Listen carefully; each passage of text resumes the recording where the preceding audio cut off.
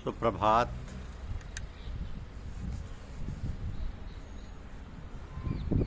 भक्ति, पराभक्ति एवं प्रेमा भक्ति, यह हमारी आज की आध्यात्मिक चर्चा का विषय। भक्ति, पराभक्ति एवं प्रेमा भक्ति। प्रेम प्रीति के तीन प्रकार: समर्था, सामंजस्य और साधारण। तो समर्था प्रीति सबसे उच्च कोटि की है। इसमें प्रेमिका केवल प्रेमास्पद का ही सुख चाहती है। इसके लिए चाहे उसे स्वयं को कष्ट ही क्यों न भोगना पड़े। सामंजस्य प्रीति मध्यम कोटि की। इसमें प्रेमिका प्रेमास्पद के सुख के साथ स्वयं का भी सुख चाहती है। साधारण प्रीति सबसे निम्न कोटि की है। इसमें वो केवल अपना ही सुख चाहती है। तो प्रेमास्पद के सुख दुख की कोई परवाह नहीं करती। और जिस प्रकार संसारियों के बीच सत्व, रज, तम ये तीन गुण पाए जाते हैं, उसी प्रकार भक्ति में भी सत्व, रज, तम तीनों गुण। अब जिसमें सात्विक भक्ति होती है वह ध्यान, भजन एकांत में अत्यंत गुप्त रूप से करता है। शायद वह मच्छरदानी के अंदर ही ध्यान करता है। सबको लगता है कि ये सोए हैं, रात को नींद अच्छी नहीं हुई होगी, इसी से उठने में देर लग रही है। और देह के प्रति इतना ही ख्याल रहता है कि किसी तरह पेट भर जाए, साग भात मिला के बहुत सो गया। उस पर किसी का आडंबर नहीं है, ना खाने पीने का, ना पोशाक का, घर में साज सजावट का जमघट नहीं। ऐसा भक्त धन के लिए कभी किसी की खुशामद नहीं करता। तो जिसमें राजसिक भक्ति होती है वो खूब तिलक चंदन लगाएगा, रुद्राक्ष की माला पहनेगा, माला में जगह जगह पर सोने के मनके लगे होंगे। जब पूजा करेगा तो कोसे का वस्त्र पहनेगा, बड़े ठाठ से पूजा करेगा। और जिसमें तामसिक भक्ति है उसका विश्वास ज्वलंत होता है। जिस प्रकार डकैत जबरदस्त धन छीन लेता है जबरदस्ती, उसी प्रकार वो भी भगवान पर जोर जबरदस्ती करता है। कहता है क्या मैंने भगवान का नाम लिया है, फिर भी मुझ में पाप है, मैं उनकी संतान हूँ, उनके ऐश्वर्य का अधिकारी हूँ। उसमें ऐसा तेज होता है।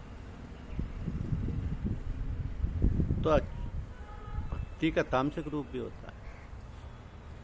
ऊंचे स्वर से जय काली कहते हुए पागल हो जाना, या हरि बोल चिल्लाते हुए दोनों हाथ उठाकर पागलों की तरह नाचना, यही भक्ति का तम है।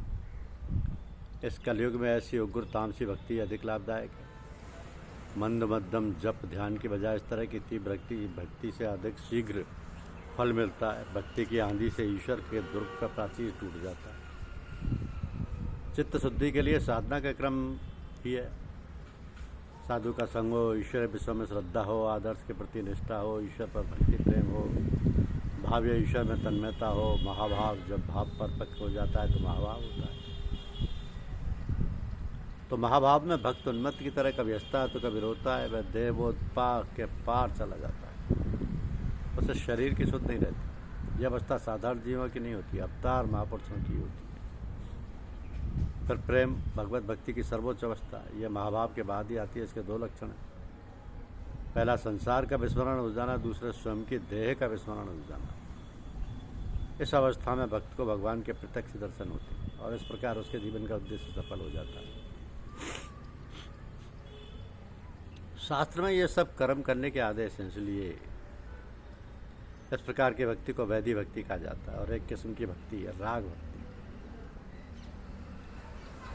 ये ईश्वर के प्रति अनुराग और प्रबल प्रेम से आती है, जैसे कि प्रहलाद की थी। यदि वो भक्ति यदि आ जाए तो फिर वैदिक कर्मों की आवश्यकता नहीं रहती।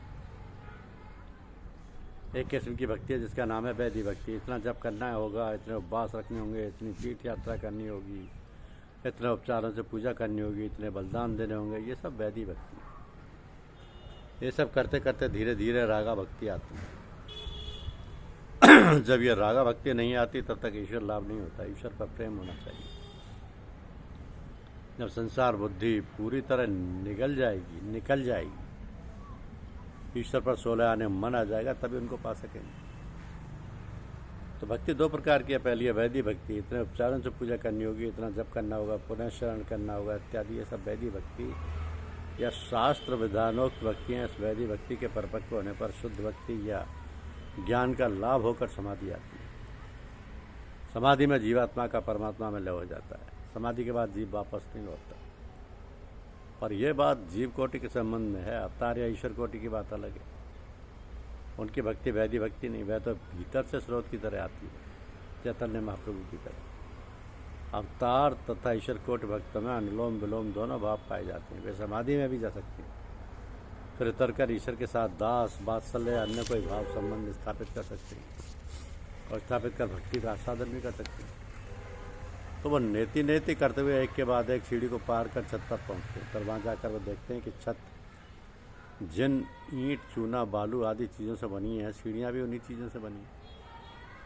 तो जब वे कभी छत पर रहते हैं तो कभी सीढ़ी से नीचे ऊपर आना जाना करते रहते हैं। समाधि में अहम या जगत का अत्यंत प्रभाव होने पर ब्रह्म दर्शन होता है। तब दिखाई देता है कि ब्रह्म ही जीव जगत सब कुछ हुआ है। ईश्वर दर्शन हुए बिना प्रेम या पराभक्ति नहीं होती। पारसी किताबों में है कि चमड़े के भीतर मांस है, मांस के भीतर हड्डी, हड्डी के भीतर मज्जा, फिर और भी बहुत कुछ है, इन सबके भीतर प्रेम है। तो प्रेम के उत्पन्न हो जाने से सच्चिदानंद को बंधने की डोर मिल जाएगी। उन्हें देखने की इच्छा हुई कि डोर को पकड़कर खींचा, जब पुकारो तभी आ जाएगी।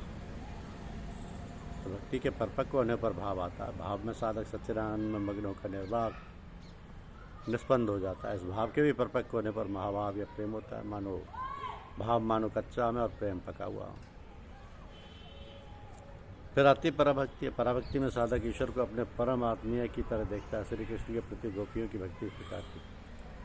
वह कृष्ण को गोपीनाथ कहती थी, जगन्नाथ नहीं। भक्त ईश्वर से प्रेम तो करता है, पर क्यों करता है ये नहीं जानते। इसको कहते हैं अहेतु की भक्ति। यदि ये एक बार मिल जाए तो फिर कुछ भी बाकी नहीं रह जाता। ऐसा भक्त यही प्रार्थना करता है कि हे प्रभु, मैं धनमान देह सुख कुछ भी नहीं चाहता, मुझे केवल तुम्हारे पाद पद्मों में शुद्ध भक्ति दो। फिर प्रेमा भक्ति। प्रेमा भक्ति बहुत कम लोगों को होती है। चैतन्य देव की तरह अवतारी तथा उच्चाधिकार संपन्न ईश्वर कोटि के महापुरुषों के लिए ही संभव है। ऐसे अधिकारी बहुत ही कम होते हैं जिनमें बचपन से ये प्रेमा भक्ति दिखाई देती है और प्रहलाद की तरह बचपन से ईश्वर के लिए व्याकुल होकर रोते हैं। ये नित्य शुद्ध होती है प्रेमा भक्ति करने वाले। ईश्वर विरह की तरह विरह की ज्वाला, ईश्वर विरह की ज्वाला साधारण नहीं। महाभाव अति उच्च ईश्वरीय भाव है, वह देह और मन में उथल पुथल मचा देता है। धन्यवाद। यूट्यूब चैनल को लाइक और सब्सक्राइब अवश्य करें। शुक्रिया।